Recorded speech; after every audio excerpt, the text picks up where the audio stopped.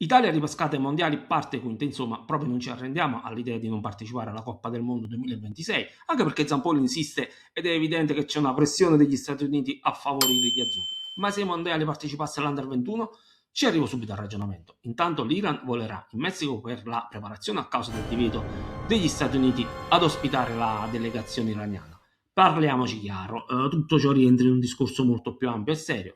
Le trattative in corso tra i due paesi per porre fine alla guerra, o meglio, per spingere l'Iran ad accettare una resa incondizionata, ma vi rimando all'apposito video sul perché l'Iran non rinuncerà ai mondiali.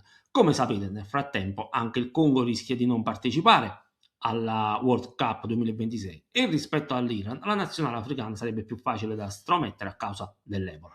Ma ipotizziamo lo scenario favorevole con l'Italia ripescata ai mondiali. Ho letto tanti commenti ai video precedenti e la maggior parte concorda sul fatto che l'Italia non meriti i mondiali e dunque c'è ampia contrarietà al ripescaggio.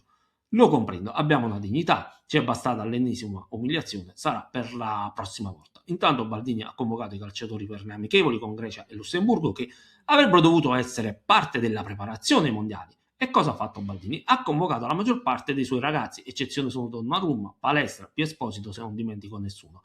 È qui che c'è l'idea che da un lato ci permetterebbe di salvare la faccia e dall'altro dare un forte segnale di rinnovamento e sostanza ai discorsi sul calcio italiano che deve lanciare i giovani.